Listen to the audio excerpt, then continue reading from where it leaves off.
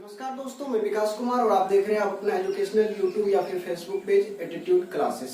जैसा कि आपको वीडियो के थंबनेल को देखकर पता चल गया होगा कि आज इस वीडियो में हम लोग केमिस्ट्री के इंट्रोडक्शन की बात करेंगे, यानी केमिस्ट्री का एक सामान्य परिचय जानेंगे कि आखिर केमिस्ट्री कहते किसको है, या केमिस्ट्री का उद्भव कैसे हुआ, केमिस्ट्री नामकरण क्यों पड़ा, केमिस्ट्री से रिलेटेड कुछ और भी अन्य जानकारी।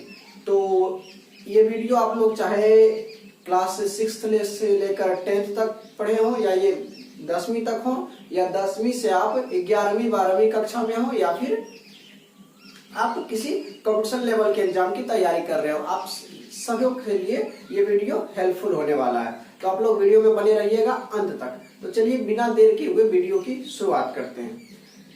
चलिए सबसे पहले आप लोग अगर 10th तक पढ़ाई किए होंगे तो उसमें एक ब्रांच होता है, साइंस ब्रांच होता है, साइंस, जिसे हम लोग विज्ञान कहते हैं, वहां पे आपको साइंस में ही फिजिक्स पढ़ने को मिला होगा, यानी एक ही बुक था, फिजिक्स पढ़ने को मिला होगा, उसी में केमिस्ट्री पढ़ने को मिला होगा, और उसी में आपको बायोलॉजी भी पढ़ने को मिला होगा, यानी फिजिक्स, केमिस्ट्री और बायो तीनों आपको एक ही बुक में पढ़ने को मिला होगा। और शायद आप किसी भी बोर्ड से हो तो आपको जब एग्जाम लिया गया होगा तो आपको 80 नंबर का एग्जाम बोर्ड की तरफ से लिया गया होगा और 20 नंबर का आपको प्रैक्टिकल यानी परियोजना कार्य के माध्यम से दिया गया होगा। कुल मिला के 100 नंबर का परीक्षा लिया जाता था। लेकिन अगर 10वीं तक में आप सिर्फ विज्ञान पढ़े होंगे, लेकिन जैसे आप इंटरमीडिएट में प्रवेश करेंगे, यानी आईएससी के हकदार होंगे, यानी 11वीं कक्षा में आप प्रवेश करेंगे, तो आपको फिजिक्स अलग पढ़नी होगी, केमिस्ट्री अलग पढ़नी होगी, बायो अलग पढ़नी होगी। तो ये सब आपको अलग अलग पढ़ना पड़ेगा, यानी साइंस का ही ब्रांच एक फिजिक्स हो जाएगा, केमिस्ट्री हो जाएगा और बायोलॉजी हो जाएगा।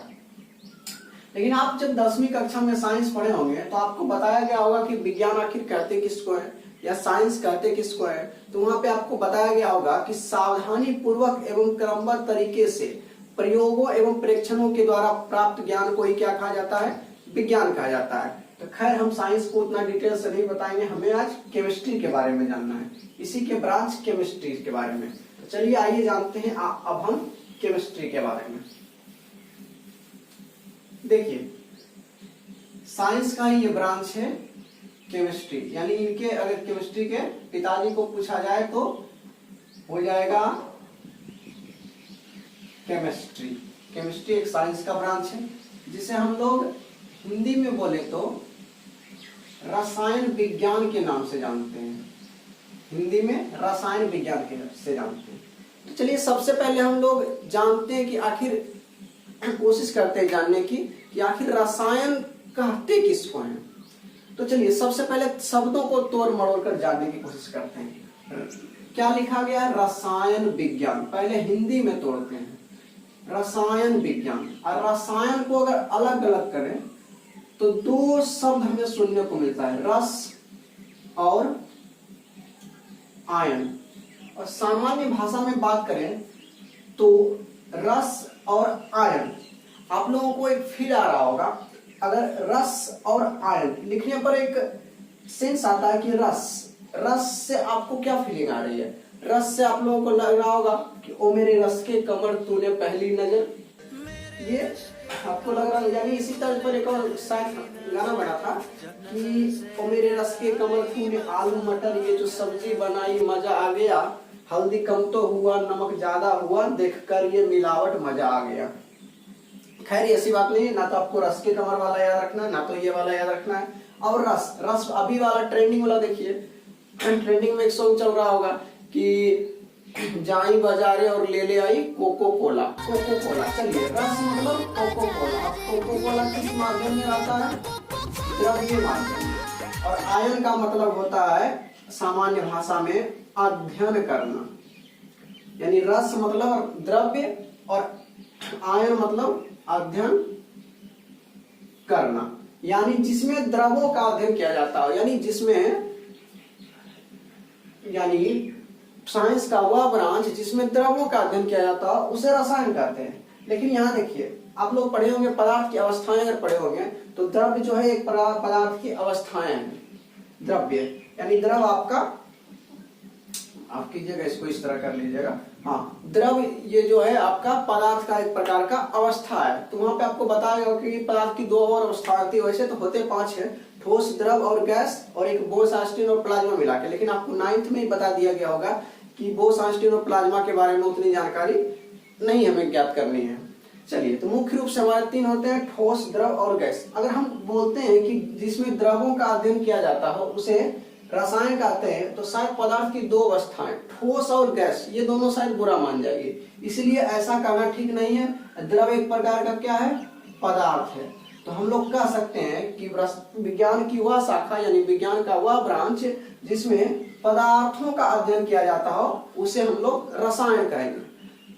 चलिए, ये तो हो गई आपको समझने के लिए कि द्रवों का अध्ययन किया जाता हो यानी पदार्थों का अध्ययन किया जाता हो। अच्छा, एक बात और मन में सवाल आ रहा होगा कि आखिर ये पदार्थ है क्या? तो पदार्थ आपको नीचे की कक्षाओं में ही बताया गया होगा कि पदार्थ जो है वह पदार्थ होता है जो किसी भी पदार्थ अन्य वस्तु के लिए अवरोध उत्पन्न करने का काम करता हो। यानी सिंपल भाषा में और इससे छोटा में बताया गया होगा कि जो जिसका कुछ आकार हो या कोई खास करके कुछ ना कुछ जगह छेदता हो उसे पदार्थ कहा जाता है। और अगर हमारी भाषा में बात करें तो जो सीधे किसी के बीच में टांग अड़ाता है उसे पदार्थ कहते हैं, यानी जो अवरोध उत्पन्न करता है उसे पदार्थ कहा जाता है। तो चलिए, ये तो हो गई हिंदी भाषा में कि रसायन किसे कहते हैं, तो पदार्थों के अध्ययन को रसायन कहा जाता है। लेकिन अगर आप लोगों को किताबी भाषा में अगर लिखना हो इसे, तो आप लोग लिख सकते हैं कि विज्ञान की वह शाखा यानी साइंस का वह ब्रांच जिसमें किसी भी पदार्थ के गुण, संरचना, संगठन तथा उसमें होने वाले रासायनिक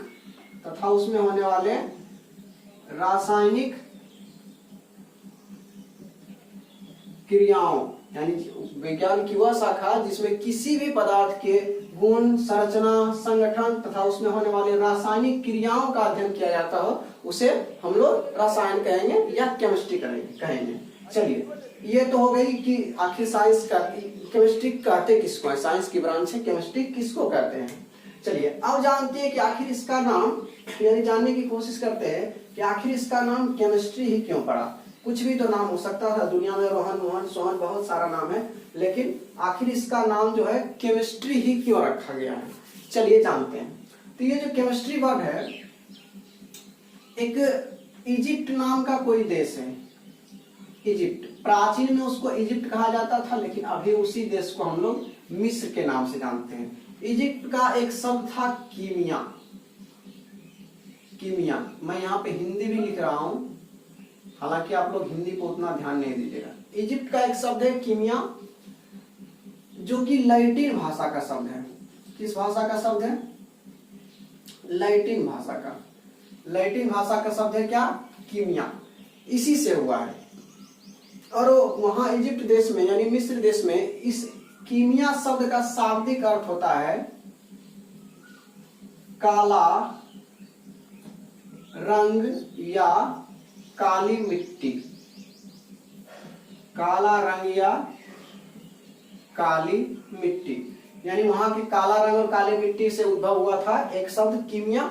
अब देखिए, किसी का नाम बिगाड़ने की प्रथा हमारे देश में पहले से ही है, वैसे ही ये लैटिन भाषा जो इजिप्ट देश है वहां भी थी। किसी शब्द को, जैसे हम लोग के यहाँ नाम होता है, राज होता है, लेकिन हम लोग उसे प्यार से राजू कहते हैं। नाम होता है कितना बढ़िया, मदन होता है, इसको हम लोग मदन लाल भी कह देते हैं कभी कभी, और कई तो इसको मजनू भी कह दिया करते हैं। तो मजनू या फिर मदन, अब मजनू लिखे हुए कई लोग मजनुआ भी कह देते हैं। अभी खास करके अगर आप यूपी बिहार के व्यूअर होंगे तो आप लोगों को एक सॉन्ग चल रहा होगा कि मोर मजनुआ के यूपी बिहार जानेला ना, तो ये वाला खैर ध्यान मत दीजिएगा, ये मजनू भी कह देते हैं। चलिए, नाम बिगाड़ने की प्रथा पहले से ही विराजमान है हम लोगों में। तो चलिए, ये कीमिया जो वर्ड था उसी को मिस्र देश में थोड़ा सा लोगों ने डेवलप करके केमिकल कह दिया। केमिकल यानी कीमिया, कीमिया करते करते केमिकल इसको विकसित कर दिया केमिकल के रूप में। अब जब केमिकल के रूप में विकसित कर दिया तो केमिकल का अर्थ क्या होता है? रसायन होता है, और जिस विषय में रसायनों का अध्ययन किया जाता हो उसे रसायन विज्ञान कहा जाता है। इसलिए इसका नाम क्या हो गया? आगे चलकर कीमिया से डेवलप होकर केमिकल हुआ, जिसका अर्थ रसायन होता है, और इसी के कारण इस विषय का नाम पड़ गया क्या? केमिस्ट्री पड़ गया। चलिए, ये जानकारी हमने प्राप्त कर ली कि आखिर केमिस्ट्री नामकरण क्यों रखा गया इस विषय का। चलिए अब जानते हैं कि जैसे देखिए, कोई भी बच्चा हो या कोई भी शब्द या कोई भी वस्तु या उसका कोई ना कोई जनक, खोजकर्ता, उद्भवकर्ता या उद्घाटन करता जरूर होते हैं। उसी प्रकार इस केमिस्ट्री में योगदान देने वाले इनके कहा जाता है, अगर आसान भाषा में कहे तो केमिस्ट्री के पितामह यानी father of chemistry, father of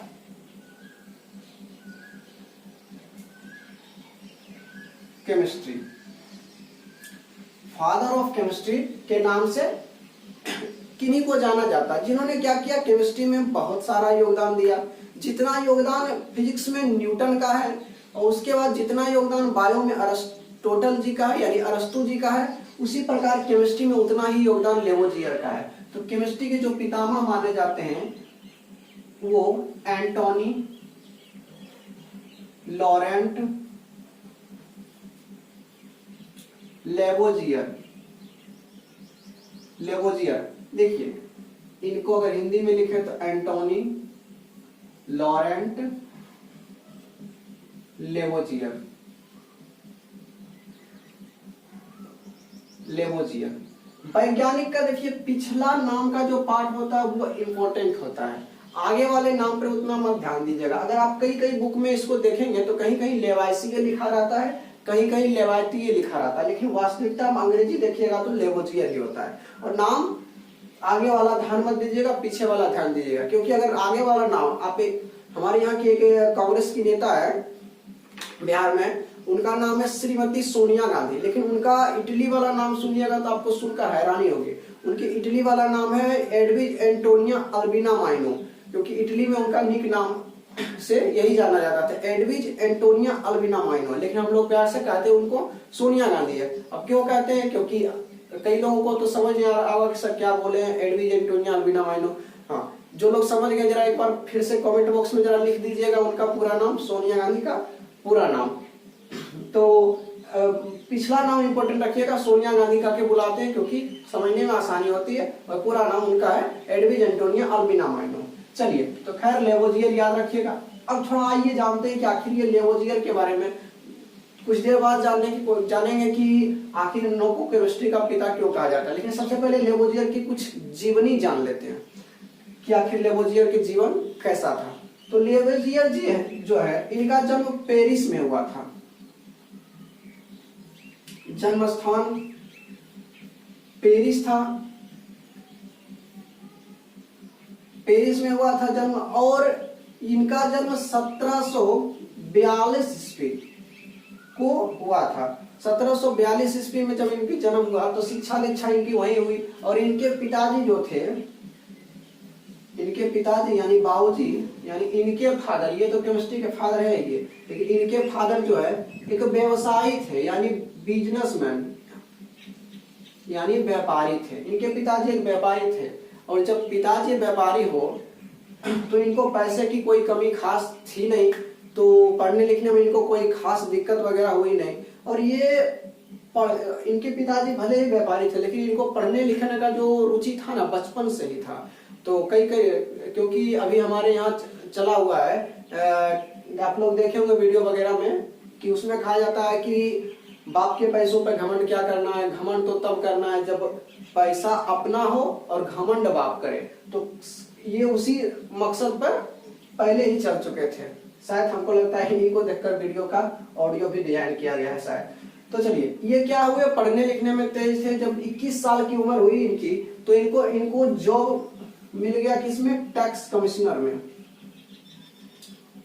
इनका जॉब हो गया टैक्स कमिश्नर में। अब आप लोगों को मालूम होगा कि टैक्स कमिश्नर में जब जो किसी लड़के का अगर जॉब लग जाए, खास करके टैक्स कमिश्नर या कोई भी पद पर लग जाए, तो होता क्या है, होता कुछ नहीं, शादी विवाह के लिए तुरंत, जिसको हम लोग अगर देहाती भाषा में बोले तो बरतुहारी ना, वो आना क्या हो जाता है, शुरू हो जाता है, और शादी के लिए रिश्ते आने शुरू हो जाते हैं। तो टैक्स कमिश्नर होते इन्हीं के ऑफिस में एक साधारण पद पर काम करने वाली थी एक लड़की थी, माफ कीजिएगा लड़की मत कहिएगा, इनकी अर्धांगिनी, जिनका नाम था मारिया। इनकी अर्धांगिनी जिनका नाम था मारिया, अभी अर्धांगिनी बनी नहीं, अभी सिर्फ मारिया, क्योंकि शादी से पहले मिस यूज किया जाता है। मारिया नाम की एक लड़की थी जिनका पूरा नाम था मारिया एन पालजे, मारिया एन पालजे। जब इनकी नजर, इनकी लेवोजियर साहब की नजर इन पर पड़ी, मारिया मैडम पर पड़ी, तो मारिया मैडम अब नए नजर जब पड़ी तो दोनों में सबको पता है कि नजर पड़ने पर क्या होता है, भाई तेरे मस्त मस्त दो नैन मेरे दिल का ले गए चैन। दोनों को आपस में मतलब आपस में प्यार होना शुरू हो गया, क्योंकि कहते हैं ना, अब इनको टैक्स कमिश्नर में नौकरी था, और लड़की जो मारिया थी ये बहुत खूबसूरत थी, पढ़ी लिखी बंदी थी बेचारी। तो जब आप लोग सुने होंगे कि जब लड़की खूबसूरत रहे और लड़का कामयाब रहे तो प्यार मोहब्बत होने में देर नहीं लगती, इसीलिए पढ़ाई पर थोड़ा सा ध्यान दीजिए। तो जब टैक्स कमिश्नर साहब को प्यार हो गया मारिया मैडम से, तो कुछ दिन इनका अफेयर चला, होटल में पार्टी सार्टी हुई, डेट वेट किए कुछ दिन, लेकिन कुछ दिन के बाद प्यार को इन्होंने पूरी तरह से सात फेरों के बंधन में बंधाए दोनों, और मारिया मैम और ये लेवोजियर साहब शादी कर लिए आपस में। और जब शादी कर लिए तो शादी के बाद थोड़ी सी परेशानी होती है कि लड़कों की एक तमन्ना होती है, खास करके लड़कों के घर वालों की, कि लड़का तो हमारा काम कर ही रहा है, सो हमारी बहू भी कुछ काम करे तो ठीक रहेगा। तो कमिश्नर साहब जो थे, यानी लेवोजियर साहब जो थे, अब देखिए हमारे यहाँ तो एक और रिवाज हो जाता है, अगर पत्नी थोड़ी सी पढ़ी लिखी रही या नहीं भी रही और शादी करके जैसे है तो उसको जॉब लगाने की कोशिश करते हैं, अगर ना जॉब लगे तो कम से कम आंगनबाड़ी में खिचड़ी बनाने में जरूर भर्ती करा देते हैं। इससे क्या होता है कि परिवार का खर्चा बचता है, कम से कम एक 100 मतलब अच्छी खासी जिंदगी दोनों की बन जाती है, और जो परिवार का खर्चा होता है, बजट रहता है, वो अच्छे से चलने लगता है। चलिए, जब दोनों की शादी हो गई, लेकिन शादी होने के बाद अब टैक्स कमिश्नर साहब यानी लेवोजियर साहब बोले मारिया मैम को कि मारिया जी सुनती हो? तो मारिया बोली क्या बोल रहे? बोला हम तो काम करते ही हैं, सो तुम भी कुछ करो। तो बोला खाना जब बनाते हैं वो कम मतलब काम वाला है क्या? वो भी तो काम वाला है। तो बोला कि ना एक काम करो, हम पैसा तो हमारे पास ही है, टैक्स कमिश्नर है। तो बोला हाँ। तो बोला एक काम करो, तुम पढ़ी लिखी भी हो, खूबसूरत भी हो। अब खूबसूरत थी तभी ना प्यार हुआ जी ना। तो बोला कि हाँ ये सब तो है ही है। काय की देखिए खूबसूरत, अगर लड़की से कोई बात मनवाना है तो उसको कुछ भी कहिए, उसको कहिएगा एवरेस्ट पर चढ़ने तो चढ़ जाएगी, लेकिन सिर्फ बशर्ते उसको एक बात बोल दीजिए कि तुम खूबसूरत हो, तो वो करने के लिए राजी हो जाएगी। चलिए, तो बोले कि करना क्या है? तो बोला कि पैसा हमारे पास, हमारे पैसे से तुम थोड़ी पढ़ाई करो। तो बोला अब पढ़ाई की क्या जरूरत है? बोला ऐसी बात नहीं है, हम एक वैज्ञानिक के तौर पर भी जाने जाते हैं। तो बोला हाँ। बोला हम जो बुक आपको लैटिन भाषा में छाप कर देंगे, तो उस समय लैटिन भाषा ही चलता था वहां पे, तो लैटिन भाषा या जो भी चले, तो बोले कि जो भाषा अपनी भाषा में छाप देंगे, तुम पढ़ाई करके उसको ट्रांसलेशन करना सीखो। मान लो हिंदी सीख लो, बांग्ला सीख लो, उर्दू सीख लो या अंग्रेजी सीख लो, ये सब तुम क्या करो, कुछ भाषाएं तुम सीख लो। तो मारिया मैडम बोली ठीक है हम सीख लेंगे।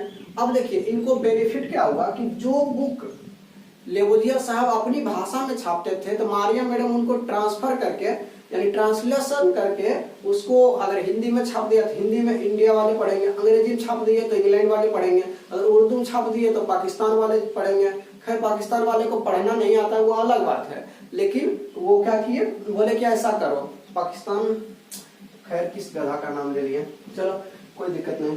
तो मतलब इनका टारगेट था कि हमारी जो किताब छपे वो हर देश के लोग उसको पढ़े और उससे हमारा जो नाम चले वो सभी देशों में चले। तो मारिया मैंने रेडी हो गया और वास्तविकता में पढ़ लिख के वो ट्रांसलेशन का काम की, और उसके बाद यही काम किए जिसके कारण ये लेवोजियर साहब को प्रसिद्धि प्राप्त करने में बहुत कम समय लगा था। अब चलिए अब थोड़ा जानते हैं कि लेवोजियर साहब को हुआ यूं कि जब प्रसिद्धि होती है तो अधिकतर आप लोग अभी भी देखते होंगे कि चाहे बिहार, यूपी या चाहे कोई भी राज्य हो, पहले लोग अभिनेता रहते थे, लेकिन अब धीरे धीरे अभिनेता नेता में कन्वर्ट होते जा रहे हैं। क्यों? क्योंकि नेता में थोड़ा सा पैसा बहुत है, और बाकी आप लोग उसके बारे में डिटेल से जानते होंगे। तो जब क्योंकि उनको राजनीतिक पार्टियों की ऑफर आती रहती है और वो धीरे धीरे उस पार्टी में विलय होते जाते हैं। तो उसी प्रकार जब लेवोजियर साहब थे तो इनको भी किसी पार्टी से ऑफर आया और संयोगवश इन्होंने भी पार्टी को ज्वाइन कर लिया और उसके लिए प्रचार प्रसार ये करने लगे। अब देखिए, किसी एक पार्टी का प्रचार प्रसार कीजिएगा तो अपोजिट पार्टी, जो अपोजिशन पार्टी रहेगा, उसको तो थोड़ा जलन होगा ही। अब बर्नआउट तो उस समय मौजूद था नहीं, तो उन्होंने क्या किया कि इनको झूठा मुकदमा में फंसा के कुछ दिन जेल में रखा, और जेल में रखने के बाद फिर ये जेल से बाहर है, फिर वही काम कि पार्टी में शामिल होकर प्रचार प्रसार करने लगे। और देखिए, चुनाव में आप जैसा भी जानते होंगे कि चुनाव में बाबूजी पर भी भरोसा नहीं करना चाहिए। तो लेवोजियर साहब की आदत छुड़ाने के लिए फिर इनके प्रतिद्वंदियों ने क्या किया, इनको झूठा मुकदमा में फंसाया और किसी भी तरह इनको फांसी पर लटकवा दिया। शानदार फांसी इनको दिया गया।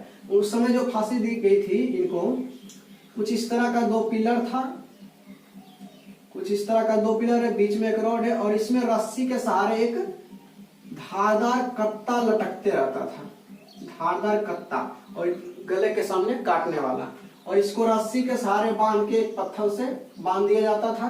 और जिसको फांसी देना उस व्यक्ति को इस नीचे बेड लगा रहता था, इधर मुंडी, बीच में गर्दन, और ये पेट और पैर को दोनों बांध देता था, हाथ बांध के नीचे कर दिया जाता था, हाथ दोनों बांध के नीचे और गर्दन के सामने। और जब फांसी देना रहता था, यहाँ से रस्सी को खोल दिया जाता था तो ये इनके गले पे गिरता था, और जिस तरह खस्सी पटरू को कटते देखे होंगे ना, उसी तरह कट जाता था और हमेशा के लिए ऊपर पहुंच जाते थे।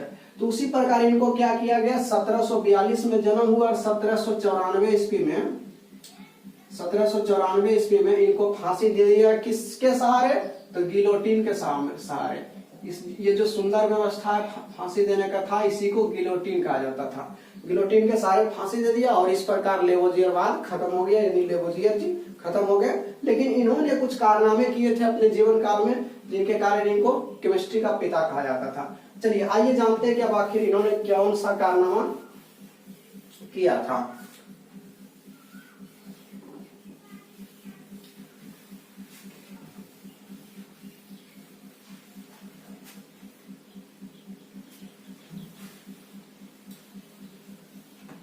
चलिए, लेवोजियर के योगदान किसमें? तो केमिस्ट्री में। लेवोजियर के योगदान। अब देखिए, फर्स्ट ऑफ ऑल इन्होंने क्या किया था पहले कि उस समय देखिए बिग बैंग थ्योरी चल रहा होगा। बिग बैंग थ्योरी वगैरह आपको 12th क्लास के बायो वाला चैप्टर जो 7th नंबर का होगा एनसीईआरटी का, जैव विकास शायद है, उसमें आपको बढ़िया से पढ़ने को मिलेगा। उसमें बताया जाता है कि पृथ्वी की जो रचना हुई भगवान दिया जाता है, तो बताया जाता है कि 6 दिन में भगवान ने रचना की, यानी सप्ताह भर नहीं लगा। और उसके पहले बताया जाता है कि पृथ्वी की जो रचना हुई है सूर्य से हुई है, यानी सूर्य आग का गोला है, सभी जानते हैं, उसी से कण वो उल्का पिंडों से टकराया था और टकराव के कारण उसके कुछ कण धरती की ओर गिरे थे, और जो भाग गिरे थे वो जो भाग ज्यादा ठंडा हो गए यानी द्रव्य माध्यम में रहे वो समुद्र का रूप ले लिया, और जो थोड़ा जम गए वो धरती बन गई, और जो पूरा कठोरतम रूप में जमा है वो पहाड़ का रूप ले लिया। कुछ इस प्रकार बताया जाता है। तो उसी प्रकार जब चल रहे थे तो वहां उस समय लोगों का मानना था कि जो पानी का निर्माण हो, मानना था लोगों का कि पहले पृथ्वी का जो मिट्टी वाला भाग था वो 4 भाग था, यानी भूमि का 4 भाग, 4 कोना भूमि था, और धीरे धीरे सब पानी में कन्वर्ट हो गया, यानी मिट्टी से पानी का निर्माण होता है। तो इन्होंने कहा कि बाबू ये गलत बात है, मिट्टी से पानी का निर्माण नहीं होता है, बल्कि आप जो H2 और प्लस O2 यानी हाइड्रोजन और ऑक्सीजन का मिलन करके हम लोग पानी बना सकते हैं, इससे होता है। तो पहला काम इन्होंने ये किया। अब दूसरा काम किया ऑक्सीजन। नाम तो सुना ही होगा ऑक्सीजन। अब ऑक्सीजन में इन्होंने कहा क्या, आप लोग जान रहे सर ऑक्सीजन का खोज तो कौन थे, खोजकर्ता कौन थे? तो ऑक्सीजन के खोजकर्ता प्रिस्टले साहब थे। ये भाई हम भी जान रहे हैं कि ऑक्सीजन के खोजकर्ता प्रिस्टले थे। अब हमारे यहाँ देखिए, बच्चा को जन्म देने वाला भले ही जनक कोई और हो, लेकिन नामकरण करने वाला जो होता है ना, पंडित जी होता है। बस उसी प्रकार खोज जब क्रिस्टलीय ऑक्सीजन का किए थे तो इनको मालूम नहीं था कि वो वस्तु या जो तत्व खोजे हम वो ऑक्सीजन है। तो ये क्या किए, इसको लेकर गए किसके पास, लेबोजियर साहब के पास, पर पूछे कि भैया लेबोजियर, आखिर ये जो पदार्थ है हमारे हाथ में वो आखिर कौन सा पदार्थ है। तो लेबोजियर साहब बोले कि सच में प्रिस्टले भाई तुमको मालूम नहीं है कि आखिर ये कौन सा पदार्थ है। बोले ना। तो बोले अब देखिए, एक प्रचार आप एड देखे होंगे कि मन में लड्डू फूटा, उसी प्रकार लेबोजियर साहब के मन में भी लड्डू फूटा और इन्होंने बोला कि आज से ये पदार्थ जो है ऑक्सीजन है। यानी खोज भले प्रिस्टलीय किए, लेकिन अगर नामांकन की बात करें तो नामांकन किसने किया, लेबोजियर साहब ने। सेम कंडीशन एक हाइड्रोजन के साथ भी हुआ। हाइड्रोजन की खोज भले हाइड्रोजन के खोजकर्ता भले केवेंडिश जी थे, हाइड्रोजन के खोजकर्ता भले केवेंडिश जी थे, लेकिन इसका भी नामांकन लेबोजियर साहब ने किया। तो फोकट का 2 क्रेडिट इन्होंने ले लिया, यानी हाइड्रोजन ऑक्सीजन का मिलने से जो मेल मिलाप से जल बनता है, ये पहला, और 2 क्रेडिट ये ऑक्सीजन के नामकरण और हाइड्रोजन के नामकरण। अब तीसरा कारनामा इन्होंने किया। लोगों का मानना था कि कोई भी पदार्थ कार्बन की उपस्थिति में जलता है, लेकिन इन्होंने बताया कि गलत बात है बुआ, कि कोई भी पदार्थ जलने के लिए कंबस्टन थ्योरी इन्होंने दिया, यानी कोई भी पदार्थ ऑक्सीजन की उपस्थिति में ही जलेगी। इसी को कंबस्टन थ्योरी के सहारे इन्होंने समझाया। अब अगला काम, उस समय प्रकृति में लगभग 56 तत्व, कई बुक में आपको 105 तत्व मिल जाएंगे, लेकिन वो गलत है थोड़ा सा। तो 56, आप लोग एनसीईआरटी में देखिएगा 56 तत्व। तो इन्होंने 56 तत्व के बारे में जानकारी दी। अब 5वां किताब, ये पहले ही बताया था मैंने कि ये बुक वगैरह के प्रकाशन करते थे, तो इन्होंने क्या किया था, एक बुक लिखा था, द एलिमेंट ऑफ केमिस्ट्री, ये बुक लिखे। अब आप लोगों के मन में चल रहा आखिर इन्होंने बुक में कौन सा कारनामा कर दिया। कोई खास कारनामा नहीं था, बल्कि इन्होंने जो 56 तत्व था उनका नामांकन किया, उसके सही नाम लिखा, उसके बाद परमाणु संख्या, परमाणु द्रव्यमान, इस सब को थोड़ा सा वर्णित किया, जो कि बाद में पेरियोडिक टेबल में आगे के वैज्ञानिकों का जो मेंडलीफ मोसले जी थे उनको इसी बुक्स की सहायता से आसानी हुई आवर्त सारणी बनाने में। तो ये बहुत सारा काम किया इन्होंने। अब देखिए, इतना काम कर दिए, तब जाके इनको क्या कहा गया कि केमिस्ट्री के योगदान इन्होंने दिया है केमिस्ट्री में, इसलिए इनको केमिस्ट्री का पिता कहा जाता है। तो चलिए, इस वीडियो में हमने डिस्कस किया कि सबसे पहले तो जाना कि आखिर साइंस को किसको कहते हैं। तो विज्ञान की वह शाखा जिसमें किसी भी पदार्थ के गुण, संगठन, संरचना तथा उसमें होने वाले रासायनिक परिवर्तनों का अध्ययन किया जाता है, उसको हम लोग केमिस्ट्री कहते हैं। लेकिन अगर विज्ञान की बात करें तो सावधानी पूर्वक एवं क्रमबद्ध तरीके से प्राप्त ज्ञान को हम लोग, जो प्रयोग और परीक्षणों के द्वारा ज्ञान प्राप्त किया जाता है, उसे हम लोग विज्ञान कहते हैं। और बात करें कि थोड़ा सा कि लेबोजियर की जिंदगी के बारे में, तो बता दीजिएगा कि लेबोजियर साहब टैक्स कमिश्नर बने थे, बचपन से ही पढ़ने में तेज थे, और चेहरे की लालिमा को देखकर क्या हुआ, उनको मारिया मिनोज से प्यार हुआ, और प्यार हुआ, लेकिन जब शादी विवाह हुआ तो इनको पॉलिटिशियन में कुछ इंटरेस्ट हुआ, और पॉलिटिशियन इंटरेस्ट होने के बाद इनको प्रतिद्वंदियों के द्वारा फांसी देकर गिलोटिन से मार दिया गया। और इनके कारनामे की बात करें तो कारनामे इन्होंने ये सब किया, ये सब योगदान दिया, जिसके कारण इनको केमिस्ट्री का पितामह कहा जाता है। चलिए, वीडियो थोड़ी बहुत ज्यादा लंबी हो रही है, इस वीडियो को इतना ही रखेंगे। लेकिन अगर आप लोगों को इस वीडियो में कोई भी टॉपिक पर या कोई भी बात समझ नहीं आई हो तो उसके लिए कमेंट बॉक्स शायद उसी लिए बना होता है, आप लोग कमेंट बॉक्स में बताइएगा आखिर वीडियो कैसा, और हो सके तो दोस्तों में शेयर जरूर कीजिएगा। और अगर कुछ सवाल वगैरह पूछना हो तो सोशल मीडिया के लिंक हमारे डिस्क्रिप्शन बॉक्स में पड़े होंगे, उसको वहां पे जाकर हमसे जुड़िएगा, और कोई भी सवाल जवाब निजी या सार्वजनिक कोई भी सवाल हो तो पूछिएगा। और हाँ, किसी भी टॉपिक पर अगर आप लोगों को वीडियो चाहिए तो बताइएगा कि इस टॉपिक पर सर, या फिर वीडियो चाहिए हमको, हम उस टॉपिक में बेहतर एक्सप्लेनेशन के साथ अगले वीडियो में जरूर आएंगे। इस वीडियो में फिलहाल इतना ही, अगले वीडियो में फिर मिलेंगे कुछ और टॉपिक के साथ। तब तक के लिए जय हिंद।